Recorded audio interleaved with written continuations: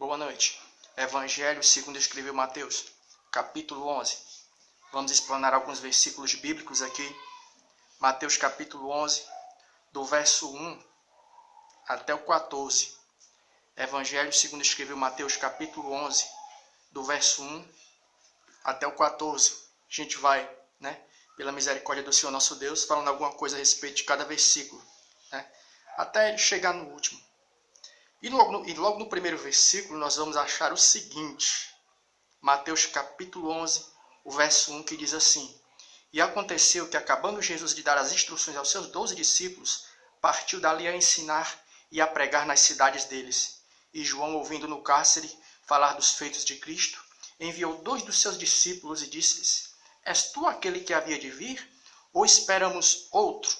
Então o que é que acontece? Quando a gente pega esse versículo bíblico aqui, esse trecho bíblico, ele vai estar falando a respeito do momento em que João Batista estava no cárcere, estava ali aprisionado. E pelo fato de ele estar naquela situação, meio preso e fragilizado, surge no coração dele uma dúvida. Outrora, ele tinha pregado que Jesus Cristo era aquele do qual as escrituras do Velho Testamento haviam anunciado. E pelo fato de ele estar trancafiado, o que acontece? Bateu no coração dele uma dúvida, porque ele pensou o seguinte: poxa, se realmente ele é o Cristo do qual o Velho Testamento falava, por que eu estou passando por isso aqui? Ele já deveria ter instaurado o seu reino aqui na terra. E eu, como anunciador da sua palavra, eu deveria estar o quê? Eu deveria estar usufruindo de uma liberdade. Mas o que acontece? João Batista, muito pelo contrário, ele estava encarcerado. E pelo fato de ele estar encarcerado, o que acontece? Surge no coração dele aquela dúvida. E a gente queria compartilhar convosco já alguns pensamentos concernentes aos 3 primeiros versículos que a gente vai encontrar aqui no capítulo 11, do verso 1 até o 3 do Evangelho de Mateus. E qual é a primeira coisa que a gente pode observar aqui? É o seguinte, é algo que já está aqui bem patente, que é bem simples. As Escrituras nos dizem que João Batista estava encarcerado. Ou seja, a voz que clama no deserto estava encarcerado. E para a gente entender o porquê dele estar preso, a gente tem que voltar um pouco nas Escrituras Sagradas e entender o porquê dele estar ali trancafiado. Ele estava preso.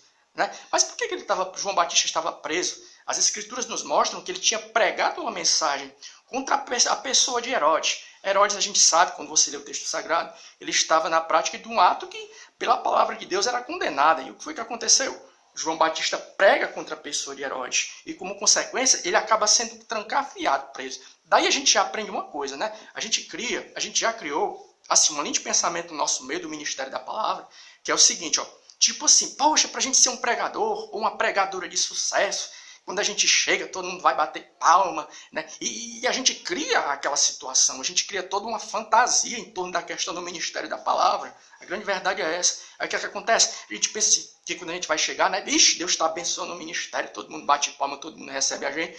Mas a grande verdade é que uma das coisas que vão estar bem patente na vida daquele que é profeta e daquela que é profeta da palavra é o seguinte: vão acontecer o quê? As represálias, as dificuldades, as ações contrárias concernente àquilo que você está pregando. Quando a gente para ver a Bíblia Sagrada, tanto no Velho Testamento como no Novo, e questão de história da igreja, Deus vai nos mostrar o contrário do que nós temos criado na nossa imaginação popular. O que a gente pensa no popular, No nosso pensamento que a gente criou foi o seguinte, Quando você começa a fazer, Deus começa a abençoar seu ministério, todo mundo vai bater palma para você, todo mundo vai te abraçar, e é muito pelo contrário. As Escrituras nos dizem que existe até a probabilidade de você passar por lutas e dificuldades por causa do ministério da palavra. Foi isso que a gente achou aqui, presente logo no início do capítulo 11. João Batista pregou uma palavra, e o que acontece? As pessoas não receberam a sua palavra. E para que a gente venha a crescer no ministério da palavra, a gente tem que ter essa maturidade. Que nem sempre as pessoas vão receber aquilo que a gente está pregando. Principalmente quando a palavra que você está pregando for uma palavra de um conteúdo um pouco mais confrontativo. Que confronta. Então a gente tem que ter isso, porque a gente já criou. A gente já criou assim, um pensamento popular que quando você está ministrando a palavra, todo mundo vai te abraçar, todo mundo vai te aceitar. E é muito pelo contrário. Dependendo daquilo que você está pregando, você pode ter o seu ministério rejeitado, o teu nome rejeitado, mas independente disso, olha o que a gente vai encontrar lá em Mateus capítulo 5, verso 11. Mateus 5, verso 11. Bem-aventurados sois vós, quando vos injuriarem e perseguirem, e mentindo disserem todo mal contra vós por minha causa. Mateus capítulo 5, verso 11. Então, que independente da gente estar, tipo assim, sendo aceito ou não, o meu irmão, minha irmã, Porque às vezes bate aquela angústia no irmão, na irmã, né? Poxa, eu estou pregando e tal, e parece que em vez das coisas engrenarem, o negócio está desandando. Fique assim, não, isso é normal, isso pode acontecer. E vai ter momento que sim, por causa da palavra, você pode ter portas fechadas, você pode ter o teu nome negado, as pessoas podem negar até oportunidades para você, mas independente disso, que o meu irmão, minha irmã, continue na administração da palavra. E o segundo ponto aqui qual é? A gente vai encontrar o seguinte, quando você volta um pouco na palavra, né? O que é que você vai estar vendo? João Batista era aquele pregador de uma palavra bem concisa, bem convicta, né? Quando ele olha para Jesus Cristo, ele diz assim: eis aí o Cordeiro de Deus que tira o pecado do mundo. Olha para tu ver como é que são os extremos da vida, né? Uma hora você vê João Batista pregando aquela palavra bem concisa, aquela palavra bem convicta, e daqui a pouco o que é que tu vai estar vendo? Você vai estar vendo o mesmo João Batista que era cheio do Espírito Santo de Deus, com dúvidas. Ele tipo assim, cara, será que esse Jesus Cristo é ele que eu estava esperando mesmo? Estava esperando? Ou será outro? Olha para tu ver como é que a gente é frágil, né? Tem momento da nossa vida que você está cheio da glória, cheio da palavra. O meu irmão, minha irmã, tem a vontade de você estar pregando, você está convicto, cheio do poder de Deus. Mas tem momento que pelo fato de você ser frágil demais, as dificuldades vêm, a verdade é essa, você fica fragilizada. Foi o que aconteceu com João Batista. Ele ficou ali preso, né, no cárcere. Ele pensou, cara, será que Jesus realmente era aquele do qual as escrituras estavam falando no Velho Testamento? Trazendo por dia de hoje, tem um momento na nossa vida que a gente está tão fragilizado, o irmão, a irmã está tão fragilizado, que a vontade que der é você ficar parado mesmo ali. Acho que a palavra é essa, tá? Tipo, é quase que uma síndrome do pânico. Você fica assim, rapaz, e você começa a se perguntar, será que Deus é comigo? Mas isso é normal? Sabe por quê? Porque nós somos feitos de carne e osso. Pregador e pregadora também tem depressão, tem dificuldade, tem dia que se dá vontade de você, mas nem abandonar o ministério. Aí diz assim, não, nunca senti vontade de fazer isso, não. Sente sim. Né?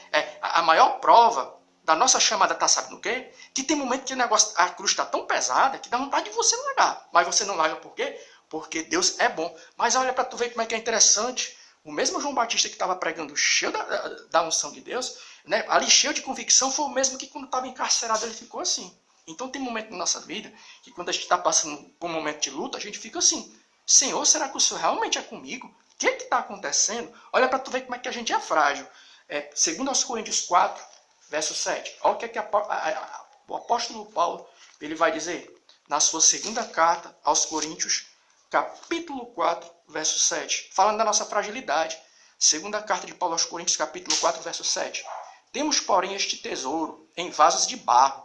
Segunda carta de Paulo aos Coríntios, capítulo 4, verso 7. A Bíblia vai comparar eu e você, sabe com o quê? Não é com um vaso de ferro, né? Nem de aço. É com um vaso de barro. Por quê? Porque tem momento que a gente quebra mesmo, a palavra é essa. O peso das circunstâncias e da pressão é tão grande que às vezes a pessoa fica assim mesmo fragilizada. Foi o que aconteceu com João Batista.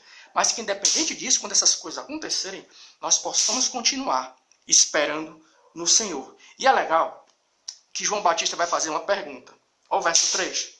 E disse-lhes, é tu aquele que havia de vir? Ou esperamos outro? O verso 5. E Jesus respondendo disse, do verso 4 do capítulo 11. Né?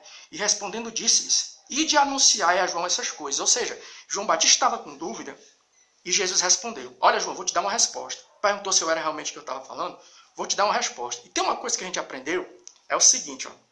Que quando você está orando, você está falando com Deus, existem 3 formas de Deus ele responder. Ó, sim, não e espere. Foi uma coisa que a gente aprendeu. Né? Às vezes você está passando por um momento de fragilidade, você está numa dúvida, uma dúvida existencial. Senhor, será que o Senhor é comigo? Ou então, sei lá, questões ministeriais, pessoais. E você vai orar a Deus pedindo uma resposta.